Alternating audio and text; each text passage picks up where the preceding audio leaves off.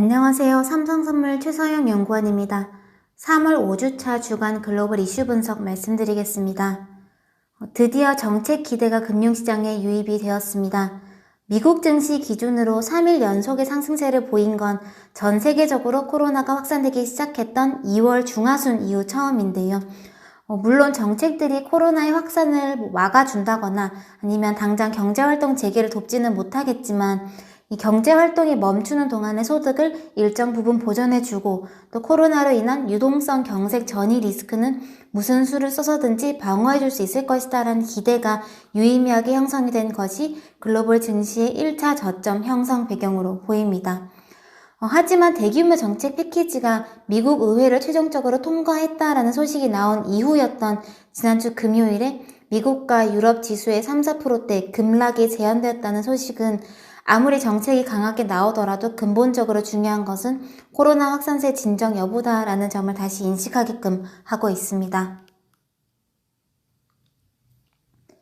연준의 공격적인 유동성 공급 정책이 달러 수요 급증, 그리고 경색 우려를 진정시키는 데 성공하면서 달러화도 약세로 빠른 되돌림을 보였습니다. 지난주 파월 의장은 코로나 사태 극복 과정에서 연준의 정책 여력이 소진되는 일은 없을 것이며 또 이번의 경기 충격을 가능한 짧게 끝내기 위해서 연준은 모든 수단을 사용할 것이다 라고 강조하면서 적극적인 태도를 보였습니다. 지난주 발표된 경제지표는 경제활동 둔화가 지역과 섹터를 불문하고 광범위하게 나타나고 있음을 보여주었는데요. 양쪽 차트들 보시면 미국과 유로존의 제조업 그리고 서비스업 PMI들은 동반 급락했습니다. 그리고 특히 두 지역 모두 서비스업 PMI 하락폭이 더 가팔랐었는데요. 이는 사람들의 이동 제한이 제조업보다는 서비스업에 더 큰 타격을 입힌다라는 것을 반영한 결과입니다. 한편 제조업 지표들은 모두 기존 예상치보다 높게 발표되긴 했습니다. 하지만 이 서베이 지수의 세부 항목들을 보면 생산, 그리고 신규 주문, 수출 주문, 고용지수 같은 것들은 이례적인 폭으로 급락했던 반면에 공급자 출하 시간이 급증했던 게 이 지수를 뒷받침했었는데요.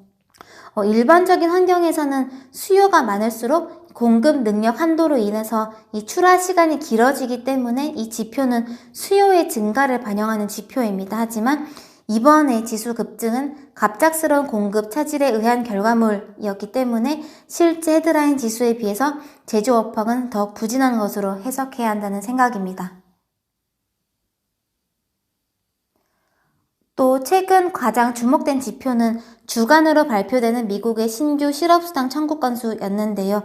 이 지표는 기존의 28.2만 명에서 328.3만 명으로 급증하면서 역사적으로 본 적이 없는 수치를 기록했습니다. 가장 최근의 위기였던 2008년 당시 고점이 66.5만 건이었었는데요. 이번 실업 수치는 과거 위기들에 비해서도 약 5배를 기록한 셈입니다. 하지만 이번에 충격적인 실업 수치가 금융시장에 큰 타격을 입히지는 않았었습니다. 이 지표가 발표되기 전에 제시됐던 미국 정부의 부양 패키지가 방어막 역할을 했던 것으로 해석이 되는데요. 정부는 우선 실업수당을 청구할 수 있는 실업자의 정의를 상당히 유연화하면서 영구적인 실업뿐만 아니라 코로나로 인해서 일시적으로 일을 하지 못하는 노동자들도 실업수당을 받을 수 있게끔 제도를 바꿨던 동시에 이 실업수당의 금액과 기간을 크게 늘리면서 일시적인 실업기간 동안 정부가 가계를 보호해 줄 것이다 라는 기대를 형성해 주었습니다.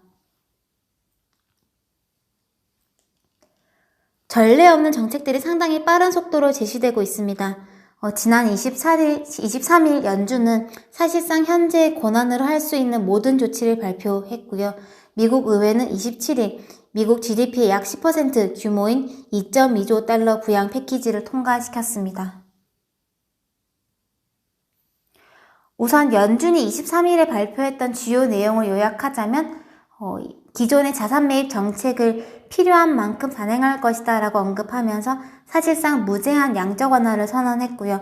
또 재무부의 지원을 바탕으로 회사채 매입 기구와 가계 및 중소기업 대출을 지원할 수 있는 기구를 설치했습니다. 사실상 실물 경제 경색과 경제 주체들의 자금 조달 차질, 이 신용 문제 사이의 연결고리 차단에 나서기 시작한 겁니다. 또 이어서 발표됐던 의회의 2.2조 달러 부양 패키지에는 국민들에게 직접 현금을 지급하는 안을 포함해서 대기업 그리고 중소기업에 대한 대출 지원, 실업보험 등의 자금이 주로 배치되었는데요. 코로나로 인한 피해가 사회 곳곳에 광범위하게 발생하고 있는 만큼 가능한 한 모든 주체들에게 지원이 갈 수 있게끔 부양책을 구성했습니다. 당분간 정부가 경제활동 중지를 권고 또는 강제하는 동안 실물 경제 충격은 불가피합니다. 하지만 이는 의도한 경제활동 정지인데요.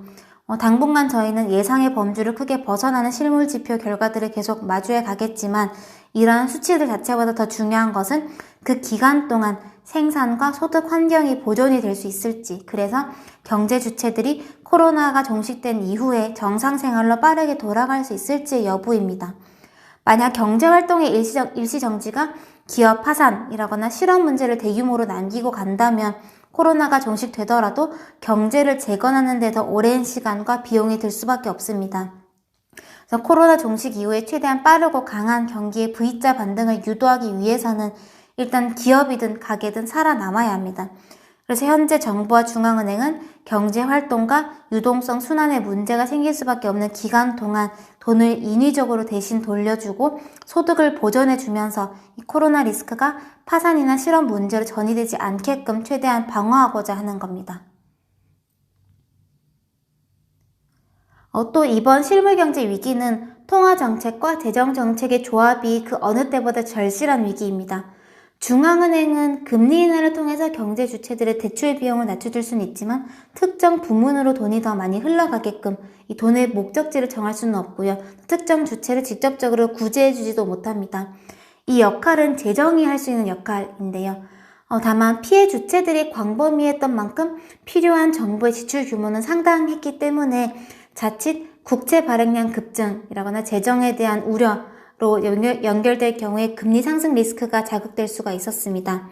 네, 지금까지 저금리 환경에 대한 글로벌 경기와 금융시장의 의존도가 매우 높았기 때문에 대규모 재정 지출 과정에서 금리 상승 리스크가 살아 있었다면 구축 효과라던가 자산시장 불안에 대한 우려가 새롭게 제기될 수 있었을 겁니다. 네, 이러한 부분들을 연준이 다시 무제한 자산 매입 선언을 통해서 막아선 셈입니다. 그래서 결론적으로 민간 부채 부실 문제나 일자리 그리고 소득 문제는 정부가 책임을 지되 그 과정에서 늘어날 수 있는 정부 부채는 중앙은행이 책임을 지는 구조로 형성이 된 겁니다. 하지만 아무리 이례적인 정책 규모 그리고 구조가 형성됐다 하더라도 이번 정책의 효과는 코로나가 지나가야만 온전히 나타날 수 있을 것이고요. 경제의 정지 기간이 길어지는 만큼 정책 비용은 더더욱 많이 필요해질 겁니다. 그래서 전례 없는 정책들에도 불구하고 여전히 근본적으로 중요한 것은 코로나의 진정 여부입니다. 정책 환경이 조성되면서 지난주에 글로벌 증시가 1차 바닥은 형성했던 것으로 보이지만 만약 예상보다 코로나가 쉽게 진정되지 못한다면 2차 하락세가 재개될 가능성을 배제할 수 없을 것으로 판단됩니다. 이번 주는 우선 시장 변동성이 추가로 좀 안정이 될지 아니면 빠르게 늘어나고 있는 확진자 추세로 다시 시선이 넘어가면서 심리가 취약해질지의 갈림길에 서 있습니다. 우선 주목되는 이슈는 미국 정부의 4천억 달러 이상의 예산을 바탕으로 설립이 될 연준의 4조 달러 한도의 기업 대출 지원 프로그램 구체화 여부인데요. 이 세부적인 규정에 따라서 기대가 크게 좌우될 수 있기 때문에 좀 주목됩니다. 또 코로나로 인한 경제 성적표는 계속해서 발표가 되어 갈 텐데요. 계속 이례적인 수치들이 확인이 되어 갈 텐데 다만 해당 지표에 대한 민감도는 그 시점에 금융시장 심리에 크게 좌우될 수 있는 만큼 시장은 여전히 예측보다는 대응의 영역으로 접근해야 하는 것으로 보입니다. 또 이번 코로나 사태를 가장 빨리 겪고 정상화되고 있는 중국의 3월 PMI 지표들도 발표가 예정이 되어 있는데요. 지난 2월 수치 대비해서 강한 반등이 나타난다면 글로벌 경제의 V자 반등에 대한 기대에 긍정적인 영향을 미칠 수 있기 때문에 주목됩니다. 이번 한 주도 양방향으로 변동성이 지속될 수 있기 때문에 리스크 관리에 유의하시길 바랍니다. 감사합니다.